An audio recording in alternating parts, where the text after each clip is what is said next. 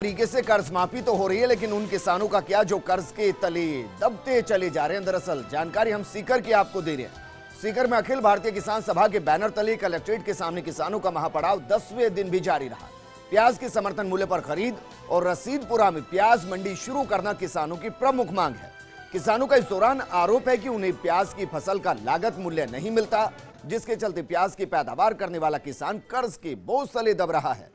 किसानों के महापड़ाव को आज 10वां दिन हो गया है। धरने प्रदर्शन ज्ञापन के बाद भी कोई समाधान नहीं निकल रहा। ऐसे में किसान आज कोई बड़ा फैसला ले सकते हैं।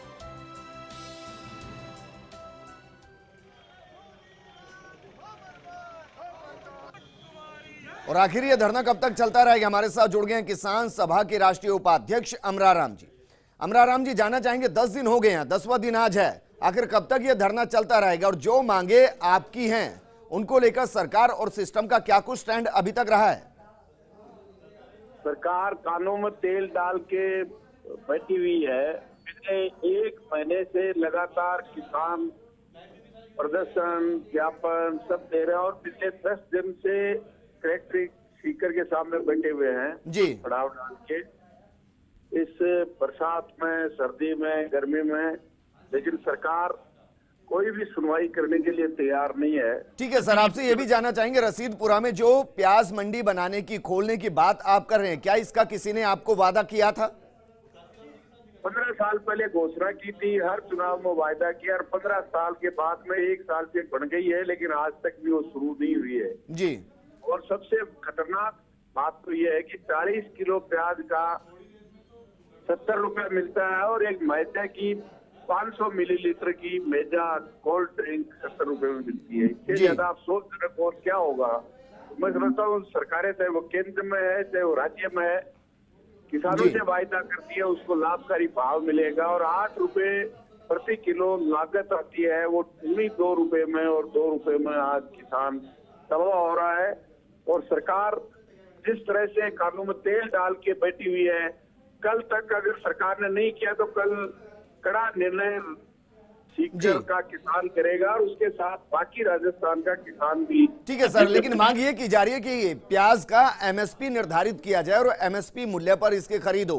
आपके मुताबिक इसका एमएसपी क्या होना चाहिए? क्योंकि आप ये बता रहे हैं कि 2 रुपए के किलो हिसाब से अभी प्याज बेचने को किसान मजबूर है। एमएसपी क्या होना चाहिए?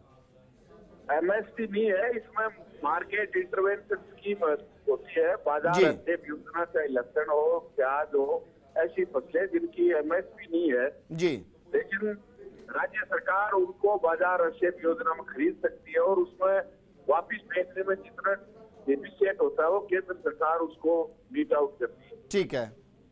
2011 में भी प्याज की खरीद हुई है, पिछले साल लहसुन की हुई है, लेकिन जिस तरह से लहसुन में भी घोटाला किया और पूर्ण रूप से नहीं खरीदा, इसका नतीजा है कि हाड़ौती में 50 से ज्यादा किसानों ने आत्महत्या करने। सर, पूरे प्रदेश में फिलहाल प्याज की कितनी पैदावार यहां पर हुई है और कितनी पैदावार ऐसी जो सड़कों पर है जिसको खरीदने वाला नहीं? निश्चित रूप से अभी 1 महीने से प्याज आ रहा है और नासिक के बाद राजस्थान में। ठीक है अमराराम जी, मैं आपको रोकना चाहूंगा क्योंकि आपने कहा कि 15 साल से कोई सुनने वाला यहां पर नहीं है। बहरहाल 5 साल से सुमेधानंद सरस्वती, सीकर से सांसद, वो हमारे साथ यहां पर जुड़ गए हैं। सुमेधानंद जी, सर किसानों का आरोप यह है कि सरकार सुन नहीं रही, प्याज के आंसू सरकार नहीं, दरअसल किसान यहां पर रो रहे हैं, कुछ किया क्यों नहीं जाता? ऐसा है कि हमारे सरकार के कार्यकाल में प्याज मंडी बनी है जी।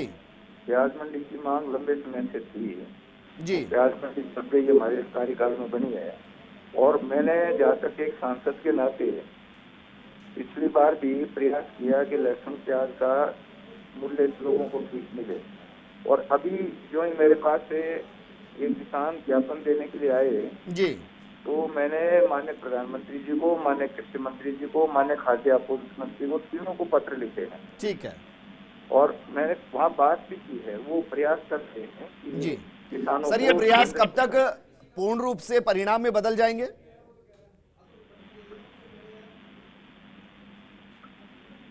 सुमेधानंद जी, सर मेरा सवाल यह है कि आपके प्रयासों की सराहना हम करते हैं, फर्स्ट इंडिया करता है, लेकिन सवाल यह कि आपके जो प्रयास हैं ये परिणाम में कब तक तब्दील हो जाएंगे? सर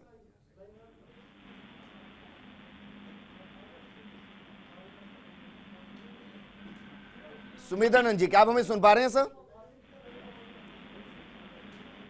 लगता है कोई समस्या यहां पर हो सकती है। अमराराम हमारे साथ जुड़े हैं। अमराराम जी, आपने सुना होगा सांसद सुमेधानंद जी ये कह रहे हैं कि उन्होंने पत्र तो सबको लिख दिया है, अब वहां से पहल जब होगी, कोई वहां से उत्तर आएगा तो उसके बाद फिर ये सब कुछ होगा। ऐसा है कि पत्र लिखा, इसके लिए तो उनको धन्यवाद, लेकिन केवल पत्र से किसान को कीमत नहीं मिल जाएगी। अगर राज्य सरकार उसको प्रस्ताव नहीं कर रही है तो केंद्र सरकार घोषित करे कि प्याज और लहसुन की सरकारी खरीद शुरू करेगी। ठीक है, एक बार फिर से हमारे साथ सांसद साहब जुड़ गए हैं। सांसद साहब, अमराराम जी भी और फर्शंडिया भी ये प्रशंसा कर रहा है कि आपने प्रस्ताव आगे भेजा, लेकिन सर ये प्रस्ताव परिणाम में कब तक बदलेगा, क्योंकि किसान तो परिणाम पर निर्भर है।